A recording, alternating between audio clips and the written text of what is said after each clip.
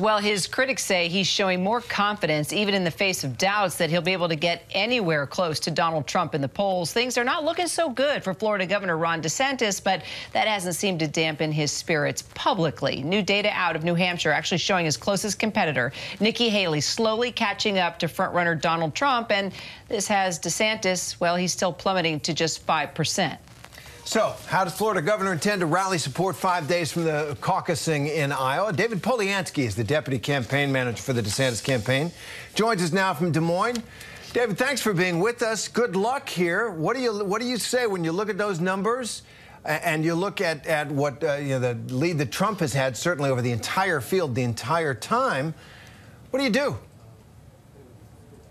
Well, look, first, thank you for having me. This is a great opportunity. I think what you led with is important here. First and foremost, the expectations for the former president are sky high. I think right now the polling average shows him 38 points ahead of his next closest competitor, us, here in Iowa. And it'll be interesting to see if he can achieve those lofty expectations come on Monday. But when you talk about the weather in particular, you know, boy, the forecasts now have even been downgraded to minus 20 degrees and minus 30-degree wind chill factor. And that kind of weather is going to really reward a gritty, well-organized campaign. And that's what Ron DeSantis has. You know, the other two candidates at play here, both Nikki Haley and Donald Trump, come into this state, fly in, do a couple events, fly out, and then spends tens of millions of dollars attacking Ron DeSantis.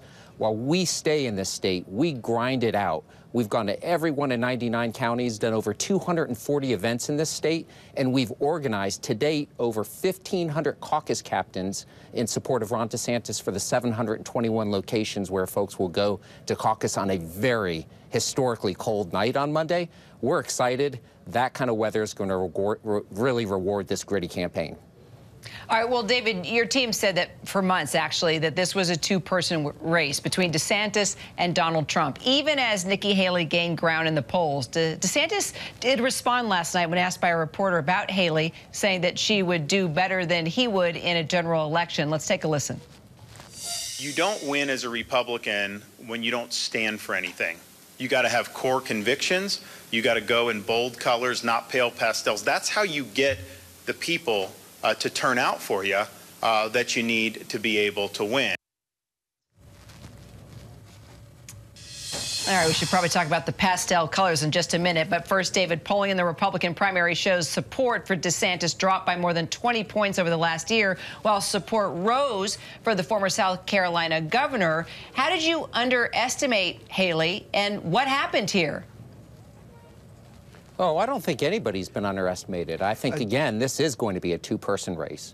And I think when you look at Governor Haley, she's going to have to overperform, not just in Iowa, where she will be the biggest spender in the Iowa caucuses. Let me repeat, Nikki Haley will spend more than any other candidate. And in fact, her super PAC has spent over $20 million in the Hawkeye State attacking Ron DeSantis alone. Then she's going to have to go to New Hampshire and try to overperform and meet expectations. And then she's going to go to her home state where she's going to lose. And so I don't actually expect to see Governor Haley in the race when the calendar turns into March. And I believe it will be a two-person race then. You know, David, if I could ask you something, when Governor DeSantis won re-election in Florida, one of the most diverse states in the country, everybody looked at it because he did it by 20 points.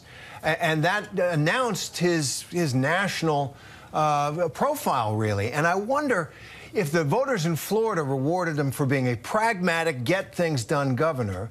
But did he make a strategic mistake in running as a kind of culture warrior against Disney, the parent company of ABC News, but in a lot of ways kind of leaving behind his calling card, which was he's the get-things-done guy? You know, when you travel across Iowa or New Hampshire, and soon in South Carolina and Nevada, too, what you hear from the governor is him telling a story of his record in Florida and what he's accomplished there. And I think that's a big advantage in this race when you look at the field, especially against the Governor Haley. When you talk about a record where Florida has the #1 education system in the country as compared to when Governor Haley was governor of South Carolina, it was dead last.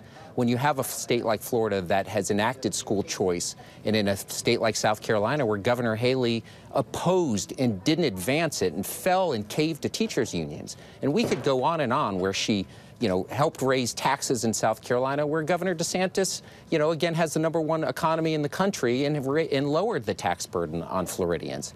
There's a very sharp contrast in their record, so I don't buy that narrative at all. And I think, again, when you look at polls from earlier this year, or you look at polls, later into November, that doesn't matter. What matters is what's just a few days ahead of us when it's going to be minus 20 degrees here in Iowa. And again, I like our gritty underdog chances quite a bit.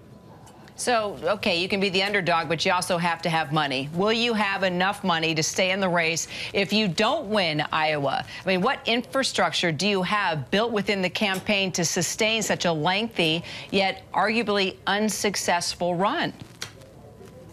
Well, this is just like a marathon, and nobody wins a marathon in the first mile. What you can do is lose it. And I think when you look at, if you're a donor for Governor Haley, where you've spent tens of millions of dollars in Iowa, and you can't inch and claw above where she's at in the state and where she's going to end up, that should send a pretty strong signal that she's not the candidate that's going to be able to take on Donald Trump. And by the way, she's even hedging her bets because she won't admit or say publicly she wouldn't serve as his vice presidential nominee. And what I can tell you is this: when you go to New Hampshire, we have more state legislative endorsements in our organization than even the former president, Donald Trump, has in that state, who's won it before in the primary. We have more legislative endorsements, for instance, in South Carolina, Governor Haley's home state. We are built for an underdog, gritty, grinded-out organization and hardworking first approach, and that's what we're going to bring to the table. And we're going to fight them every step of the way and every inch for every delegate. And again, this won't be won in January or February. It'll be won when somebody secures enough delegates to be the nominee, and that's our intention. Well, there's no question Iowa's all about the ground game, and this year, as you point out, you're going to really have to be gritty to get out there and do it. David Poliansky, Deputy Campaign Manager for Ron DeSantis, thanks very much, and good luck to you.